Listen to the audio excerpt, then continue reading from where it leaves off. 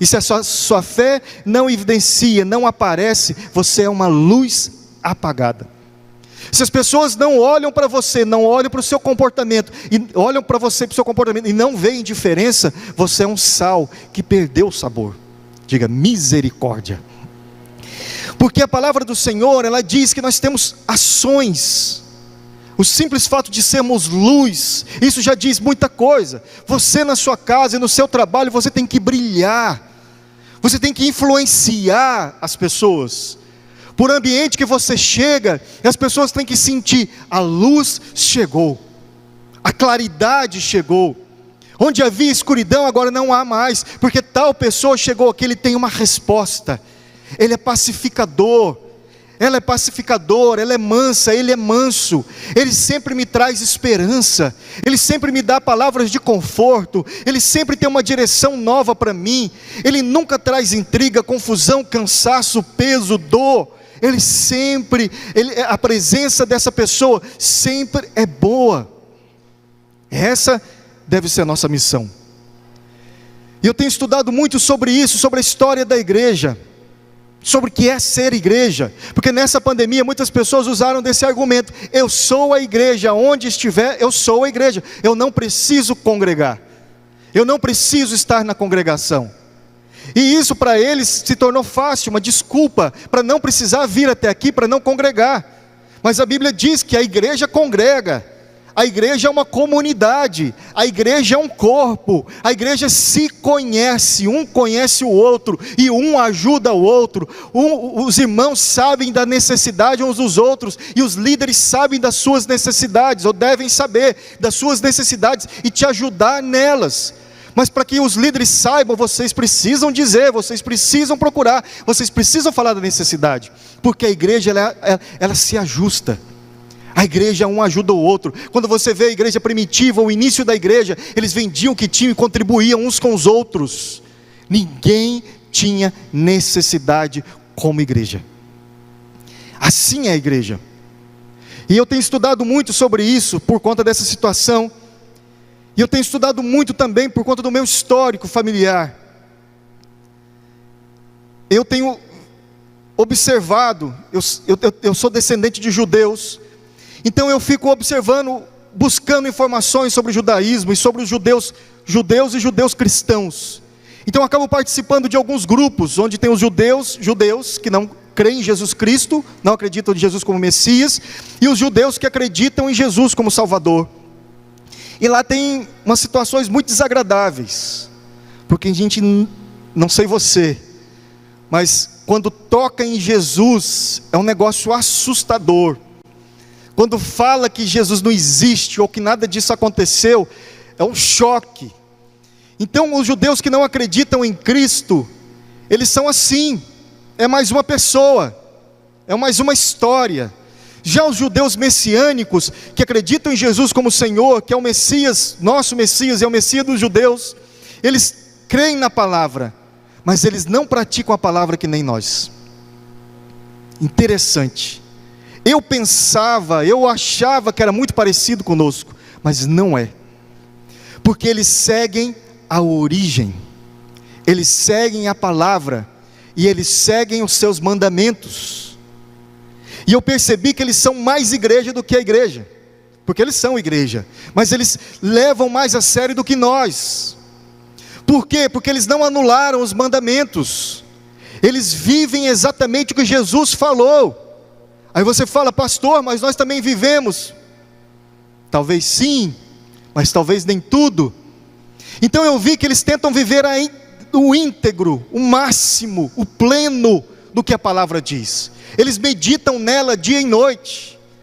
E nós muitas vezes temos uma cultura de esperar que as pessoas nos ensinem, de esperar o culto de domingo, de esperar alguém para nos ensinar, de aprender alguma coisa no YouTube. E muitas vezes nós não lemos a palavra constantemente na nossa casa, e não só ler a palavra. A palavra não é para ser lida, se lê livros.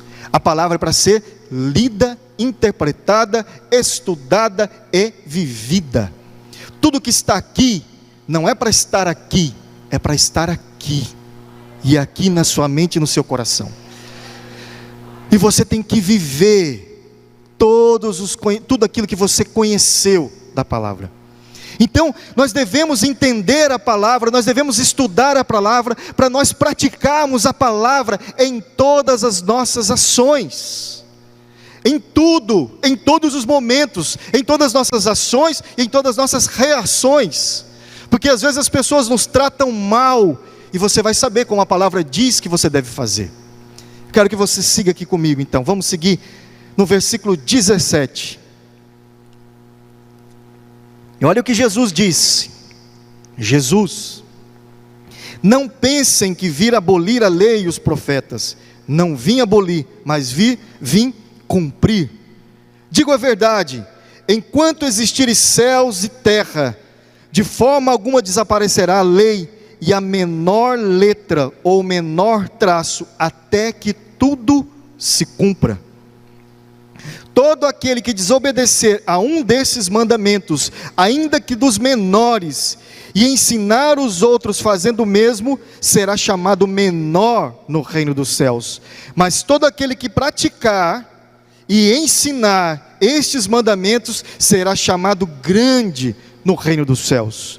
Pois eu digo que, se a justiça de vocês não for muito superior à dos fariseus e mestres da lei, de modo nenhum entrarão no reino dos céus. Diga glória a Deus. Olha a responsabilidade minha e sua como igreja. Então o que Jesus disse? Tudo o que a Bíblia diz nos seus mandamentos e nas suas leis, que são por volta de 600 e pouco que o povo nessa época praticava, mais de 600 mandamentos, tudo nós devemos praticar. Ah, mas eu vou conseguir? Não, só Jesus conseguiu. Por isso Ele nos salvou, por isso Ele nos resgatou da lei. Jesus conseguiu cumprir todos os mandamentos, não desobedeceu nenhum, porque ninguém conseguia fazer isso, e nenhum de nós conseguirá. Por isso entra a graça. Jesus cumpriu, nos comprou, diz: está consumado. Eu como ser humano, por isso que Ele veio como homem na terra, eu como ser humano cumpri tudo para dar de graça para todos vocês que estão aqui nessa igreja agora, e para todos vocês que estão aí na sua casa agora. Jesus fez toda a obra da cruz para nos dar de graça, mas isso não anula a nossa prática, muito pelo contrário. Aqui Ele está dizendo que nós devemos tentar, buscar, ao máximo, dedicar em cumprir todos os seus mandamentos. Quais são eles? Responsabilidade sua e minha de conhecê-los. Então, a Bíblia, a igreja, não é uma coisa frágil, a igreja não é vazia. Se você diz que você é igreja aí na sua casa, se você diz que você é igreja isoladamente, se você diz que você é igreja em qualquer lugar, eu sou a igreja, eu não preciso congregar, minha responsabilidade é só isso, eu aceitei Jesus e pronto, se engana. A igreja, ela é luz, a igreja, ela é sal, e a igreja tem que cumprir os mandamentos, a igreja tem que pregar a palavra, a igreja tem que influenciar a palavra, onde estiver. Se você está isolado das pessoas, você não em casa, você não está cumprindo a palavra. Eu não estou dizendo por conta da pandemia, você pode estar em casa, mas tendo contato com centenas, milhares de pessoas pelas redes sociais, pelo WhatsApp, pelo telefone, você pode levar a palavra até as pessoas. Nada disso é argumento para deixarmos de ser igreja. Então nós temos que trazer as pessoas para a igreja de Jesus Cristo que eu digo. Nós temos que trazer as pessoas para o Evangelho, para ficar mais claro. Nós temos que trazer as pessoas para Cristo.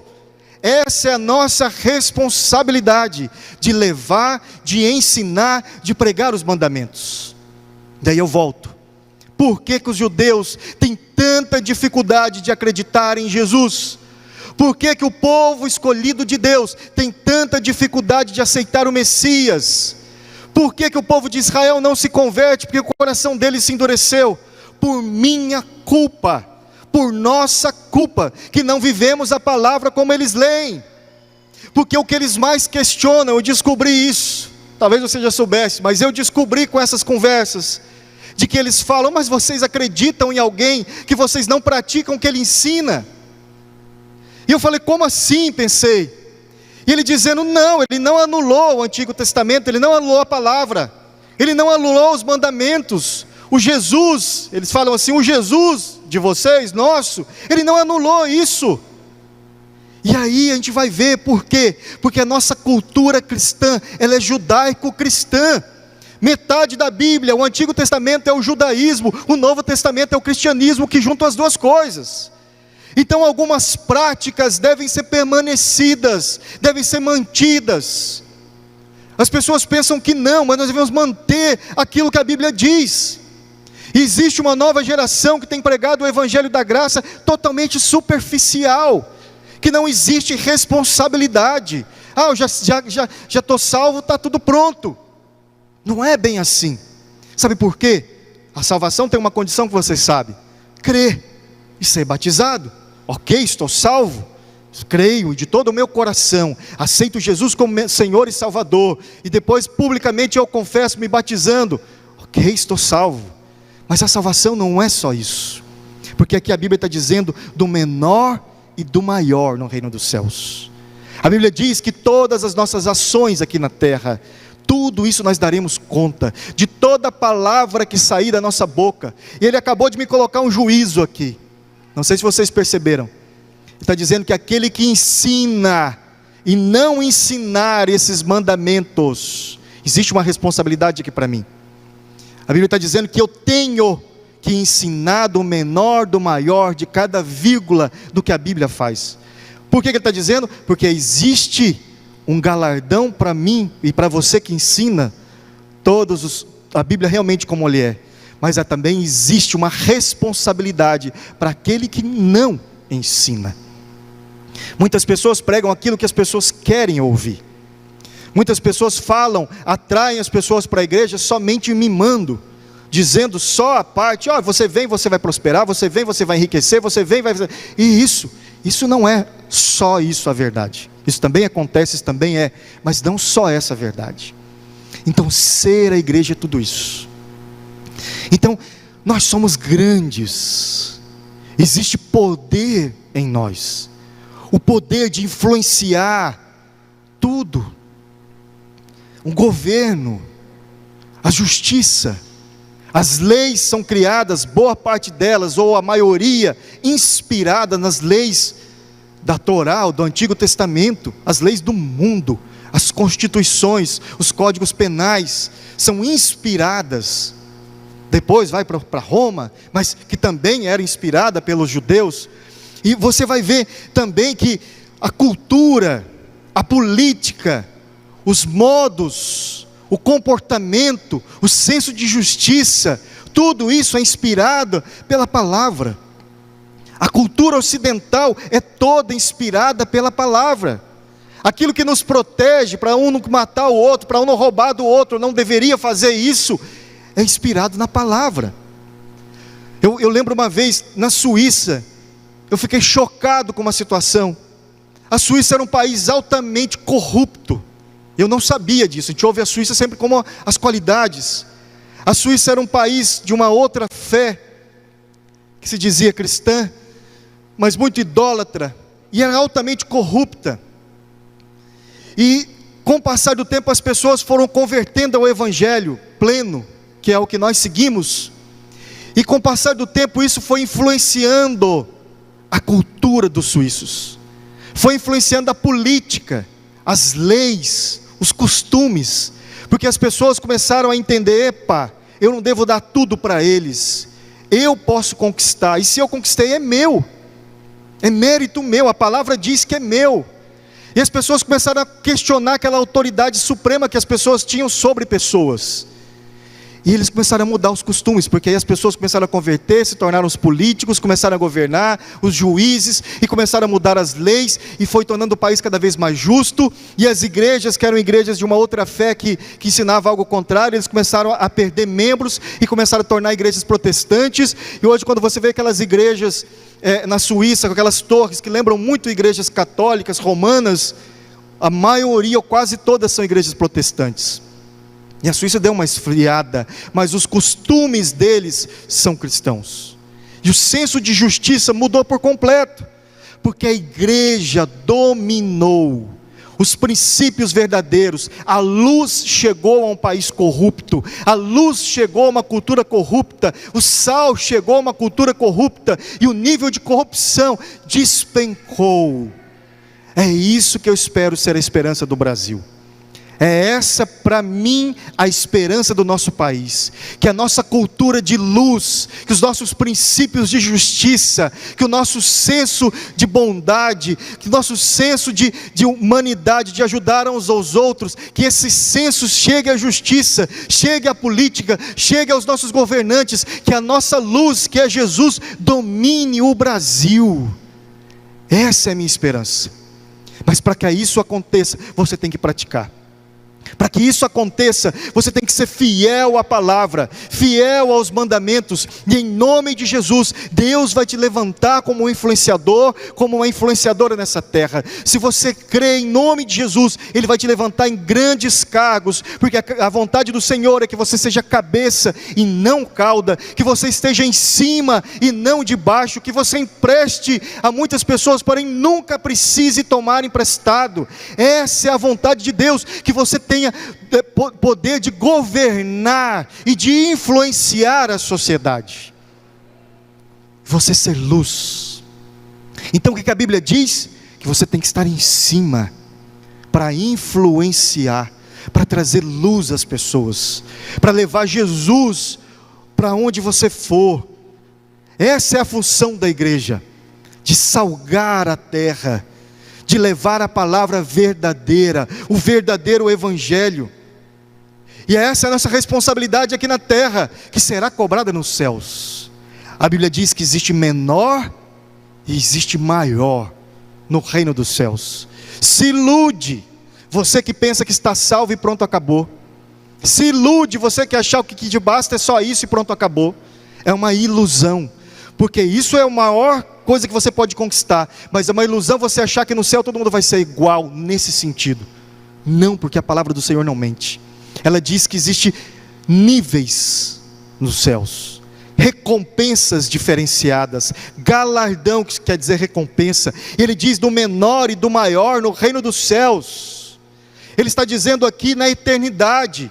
Aquele que só conhece Jesus e que não pratica essas leis, esses mandamentos, que vive uma vida morna, mais ou menos como igreja, ele será menor no reino dos céus.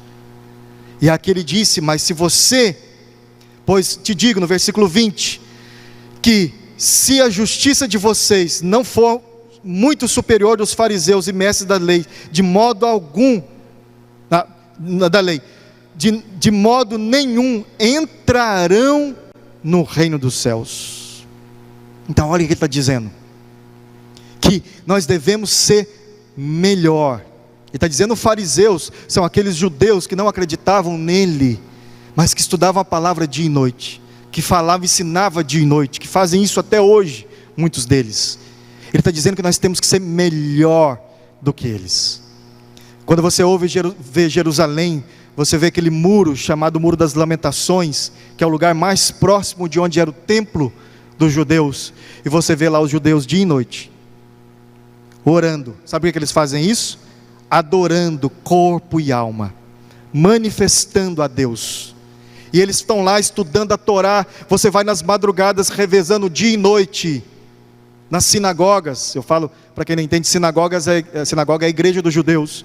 Eles estão lá perto da muralha, dentro da muralha tem uma sinagoga, eles estão lá dia e noite, revezando, 24 horas, orando, orando, orando. Eles têm as escolas deles, ensinam no domingo, ensinam no sábado, ensinam em vários, do tempo todo, as crianças desde pequeno. Você vê lá perto do muro, aquele monte de criança, e eles ensinando as leis, as bíblias para eles, desde pequenininho. ensinando, orando, adorando, aprendendo. E o que a Bíblia está dizendo? Seja mais do que isso. Então, resumindo, a igreja era para estar 24 horas, aqui ou na sua casa, mas o tempo todo nós deveríamos estar orando, adorando, ensinando a palavra, influenciando pessoas constantemente. Então lembra o que eu disse? A Bíblia não é um livro de poesias ou um romance. A Bíblia é para ser vivida. E a Bíblia vai se manifestar, Jesus vai se manifestar na igreja através das suas ações, através da sua palavra, através daquilo que sai da sua boca, através daquilo que você manifesta na sua casa, com seu marido, com a sua esposa, com seus filhos, com seus pais, com seus irmãos. Essa é a Bíblia, essa é a igreja, é você, não é? Não somos nós. Então essa é a nossa responsabilidade.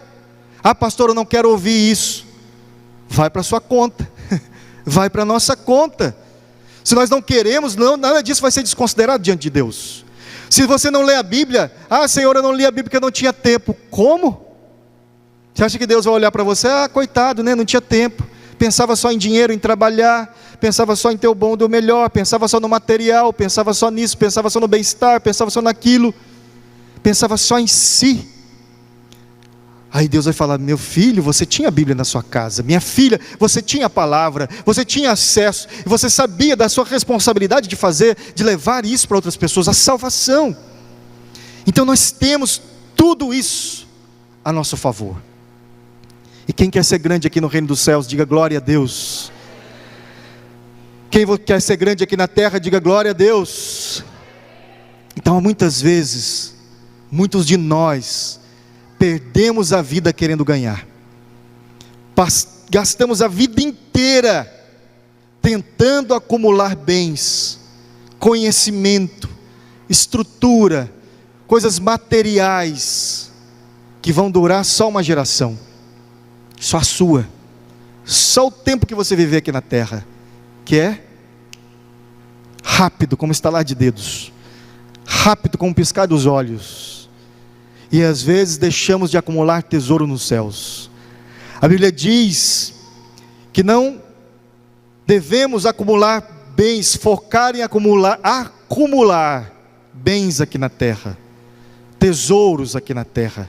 Nós devemos usufruir, é diferente. Você deve usufruir do melhor dessa terra. Você deve viver do melhor dessa terra. Mas não acumule aqui na terra, usufrua. Porque quem acumula, ele tem amor por aquilo que está acumulado. Quem vive em função de guardar, ele tem apego por isso. E às vezes a vida dele está naquilo, mais. E ele deixa de olhar a vida. Ele deixa de influenciar as pessoas. Ele deixa de ser sal. Ele deixa de ser luz. E o principal, e o pior, deixa de acumular nos céus. Nós devemos acumular tesouro nos céus. Porque assim como nós buscamos coisas boas aqui na terra, cargos bons aqui na terra, todos nós queremos ter posições boas, que nos dê tranquilidade, que dê governo, que nos dê posições. Bom, faça isso, é vontade de Deus, Ele quer que você seja cabeça, Ele quer que você esteja em cima. Mas isso passa, e muito rápido. Mas a Bíblia está dizendo também que você pode guardar para o reino dos céus. E lá também existe posições, reinados. A Bíblia diz que nós somos reis, sacerdotes. E a Bíblia diz que dará tesouros, guardaremos tesouros nos céus. Agora, a posição, aprenda isso para sempre, por favor. A posição que você vai conquistar lá nos céus, é aqui na terra. Você deve conquistar aqui, para você receber lá. E o que nós recebemos lá é para sempre. Sempre. E sempre. Nós não temos noção do que é eternidade. Porque tudo para nós é passageiro. Nós não fazemos ideia o que é eternidade. E se você parar para pensar e ficar estudando isso na sua cabeça, o que é eternidade, ainda não dá. Porque não existe uma referência de eternidade para nós. Mas pensa um pouco. Isso que você está acumulando lá é para sempre. E você não vai ter oportunidade de voltar na terra. Senhor, eu não sabia que era assim tão bom. Se eu soubesse, eu tinha trabalhado mais na terra. Se eu soubesse, eu tinha ganhado mais almas. Se eu soubesse, eu tinha pregado mais. Se eu soubesse, eu teria influenciado as pessoas. Eu teria sido mais sal, eu teria sido mais luz. Se eu soubesse, eu teria tido prejuízo na terra para ter lucro nos céus. Se eu soubesse, eu tinha aberto mão da minha vida na terra para ter tudo isso aqui nos céus. Me dá uma oportunidade de voltar. Não tem como. Porque você sabia. Nós sabíamos, nós sabemos, e se não sabíamos, acabamos de saber agora. Então é agora, é o hoje, é essa igreja que Jesus diz que vem buscar, que vem encontrar conosco, é essa noiva preparada. A Bíblia compara as virgens nécias que não estão preparadas, porque são aquelas noivas, aquelas mulheres, a referência que ele usa, preparadas, que se acham preparadas para o casamento, para o matrimônio com Cristo. Não se iluda. A Bíblia diz que Jesus vem buscar a sua noiva, a sua igreja, mas metade da igreja é superficial. Metade da noiva está fingindo ser igreja, ou está achando que é só isso, de forma superficial. Não tem óleo, não tem azeite, não está preparada para o estalar de dedos de Cristo. Porque Jesus pode voltar a qualquer momento, Ele pode voltar agora, Ele pode nos arrebatar agora, mas Ele também pode tirar o nosso fôlego de vida a qualquer momento.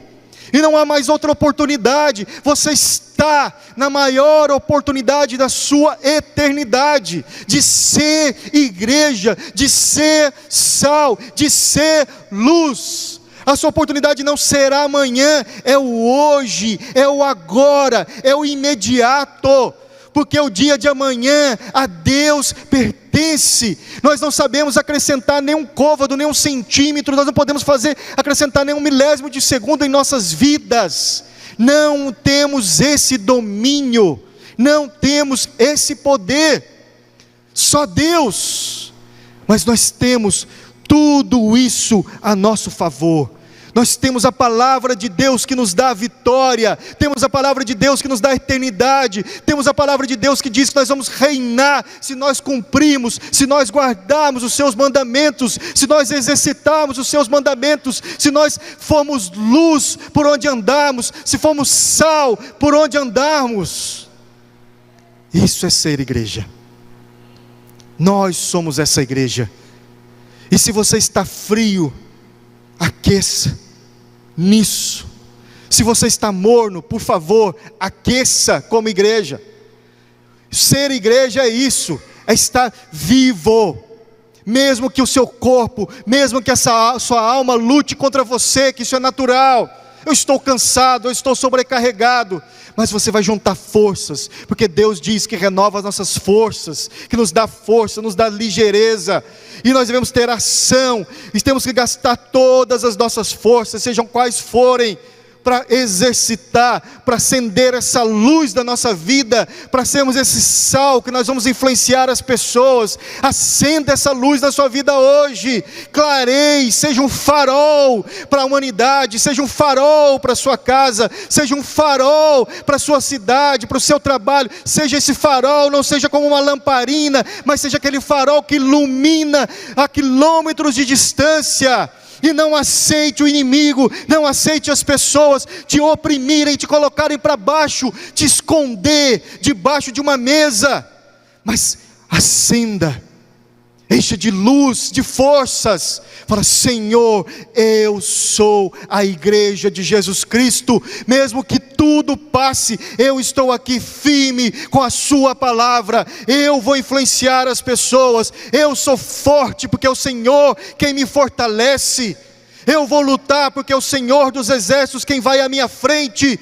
Há todo poder nos céus e na terra a meu favor. Isso é ser igreja, encher de força e acreditar que Deus está a seu favor. Mesmo que venham notícias ruins na sua saúde, mesmo que venham notícias ruins no seu trabalho, e mesmo que as coisas tentam estremecer as suas emoções e seu corpo físico, Deus é com você. E se Deus é com você, se Deus é conosco, quem será contra nós?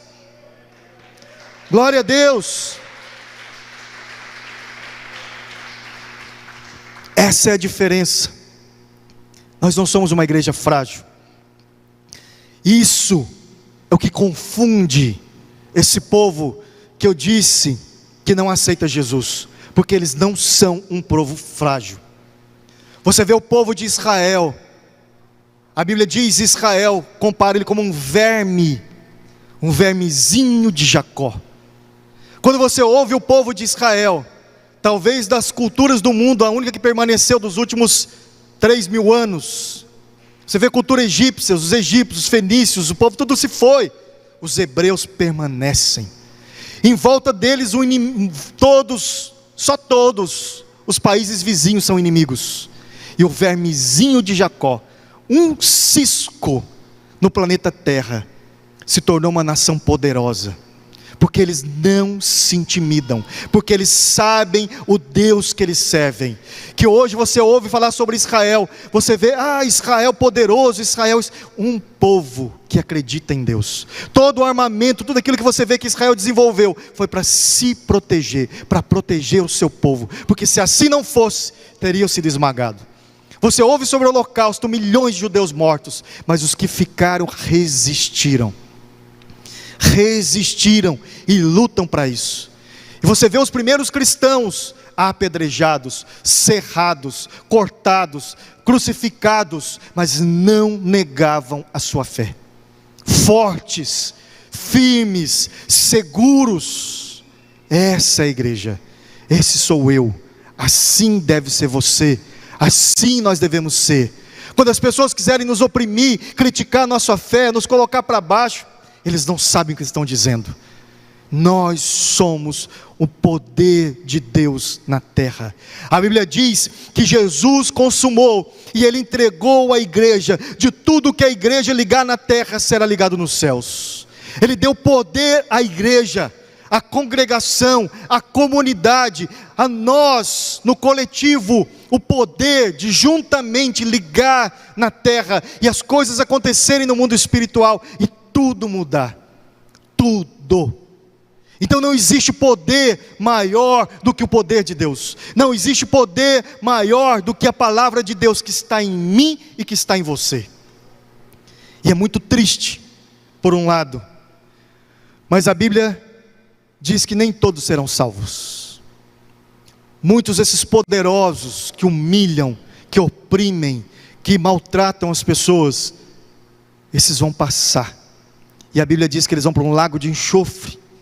Eles serão derrotados. Nada, abaixo do nada, né? Eles estarão numa situação muito ruim. Por isso, não olhe para essas pessoas como poderosas. Não olhe para essas pessoas como superiores. Não se intimide, se colocando como vítima, como coitado. Você não é isso. Você é eterno. Você é eterna. E a Bíblia diz que você vai reinar nos céus. A Bíblia diz que vai te dar recompensas. A Bíblia diz que na eternidade você não vai ter choro, você não vai ter dor, você não vai ter sofrimento. Toda lágrima nos será enxugado. Todo o passado ruim vai passar. É passado, não vai ter nem lembrança. E nós seremos felizes para sempre. Essa é a história verdadeira dos felizes para sempre. São aqueles que vivem, que cumprem e que assumem a palavra de Deus. Diga assim comigo: eu serei feliz para sempre. Você que está em casa, diga para você mesmo, se você quiser, se não quiser, mas que seja em seu pensamento, diga para você: eu serei feliz para sempre, na eternidade com Cristo Jesus. Vamos ficar todos de pé, para nós encerrarmos e orarmos. Você que está em casa, se você quiser ficar de pé, ou não, se você quiser ficar à vontade, mas coloque as mãos no seu coração. E entenda que você é essa igreja. Nós somos essa igreja poderosa, que já influenciamos a humanidade, mas podemos influenciar muito mais. Nós estamos começando a semana, como eu disse no início do culto, as primeiras horas dessa semana. E parabéns para você que está aí assistindo, parabéns para você que está aqui, que está consagrando as suas primeiras horas ao Senhor, mas que essas outras horas você seja luz. Em nome de Jesus, a palavra da sua semana, as palavras da sua semana: sal, luz, sal, luz. Que isso entre na sua cabeça hoje e entre no seu coração.